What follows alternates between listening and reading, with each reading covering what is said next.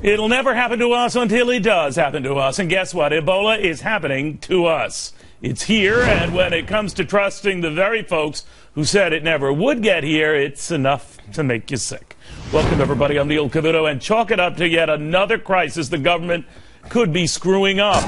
Whether it's the CDC missing things on Ebola or just playing down Ebola, Washington's inability to grasp the severity of a problem at hand is practically a virus in itself. And its most common symptom is acting like nothing is wrong. Like first dismissing ISIS as the JV team, or the IRS scandal as much ado about nothing, or the Justice Department targeting of journalists as just a few journalists, or the disastrous healthcare law rollout as just a few bumps in the road. Just a pattern, and to hear a lot of Americans tell it, just about enough. Because the problem with minimizing crises that become big crises is folks soon start to think you don't have a handle on any crisis, which is why many aren't buying the CDC saying that this Ebola thing is contained. These are the same officials, after all, who said it would never come here in the first place. Well, it has. And the official response has been enough to make anyone want to stick a syringe in their eye for fear of seeing what comes next. To Charles Payne, Dagan McDowell, Adam Lashinsky, Charlie Gasparino. Ben Stein is out this week.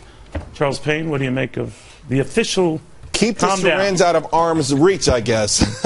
Listen, first of all, I agree. I don't think anyone would disagree. Lack of faith in government has been we haven't heard Adam. That's been coming for a long time. Right, I was going to say, just give me my chance, Charles. There's no way in the world you have faith in this government. Not a lot of faith, that's for sure. And I think one of the things, though, people have to understand, we have to be more vigilant ourselves. We have to be more demanding as citizens, but I do worry when this creeps into our own lives, into our own personalities, and we lose faith and trust in our own abilities. In other words, separate the country from the people running the country. That's another dangerous part of this whole thing.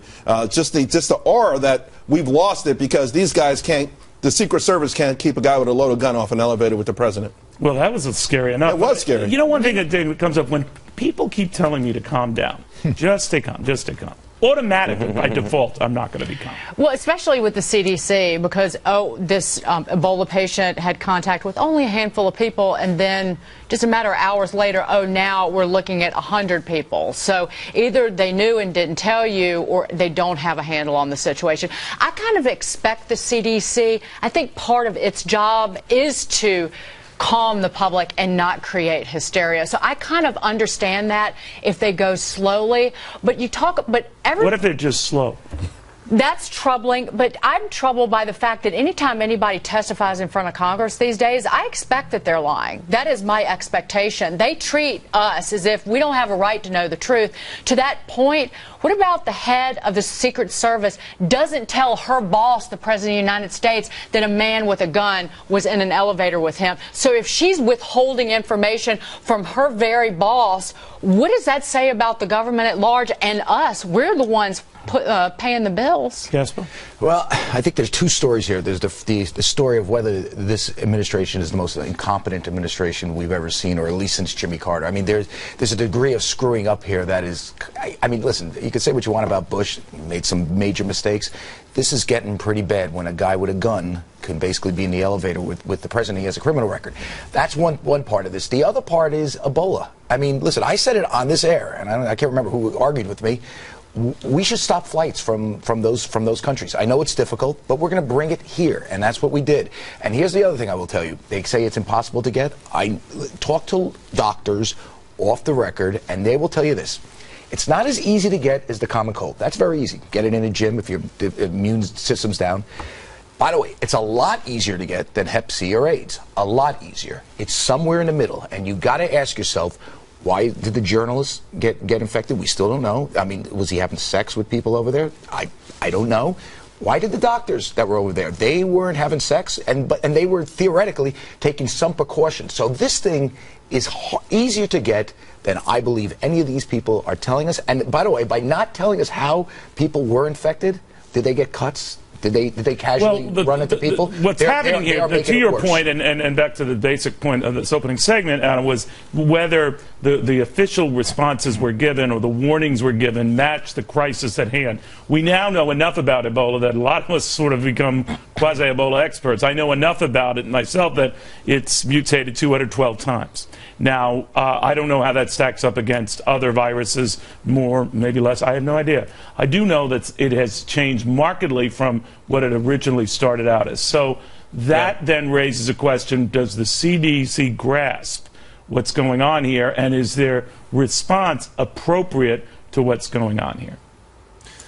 So, Neil, I'll make 2 points. The first is 3 cheers for us. And by us, I mean the news media, including you, for giving the government and everybody else a really hard time over every mistake they make. That's exactly what we should do because we're representing the citizens of this country. Number 2,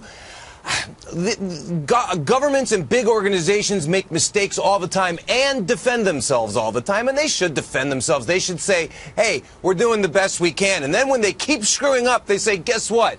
We screwed up and we're firing people and we're going to try harder. Well, they don't do that all the time. They don't do that all the time. But they are. Let me just mention it. Bring this back to Ebola if you don't mind. And Charles Payne, one of the things I found interesting in following this is the official response to how you deal with Ebola-related waste. Not to gross people out. Hopefully you've had your breakfast. But the point was this, that the CDC says you could treat this as medical waste when they go to clean up the Duncan apartment where he stayed before he got officially diagnosed. The Department of Transportation says, no, it's a whole different agent, Ebola. You can't transport it as such. So those are 2 official agencies speaking out of both ends of their mouth. Now, I'm not, bitching about them. I'm just saying we trust these guys to be on the same page. They're not. They're not. And then, of course, there was another agency, a local one, that says you can't even come in the apartment without a permit. So talk about the ultimate cluster. And by the way, they actually would knock on the door. Can we come in? No.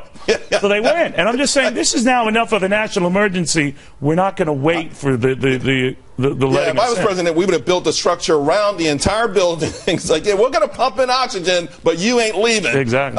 And it is. Listen, some of that stuff is embedded bureaucracy that we talk about, and it's inherent and gets worse under big government, big unwielding government.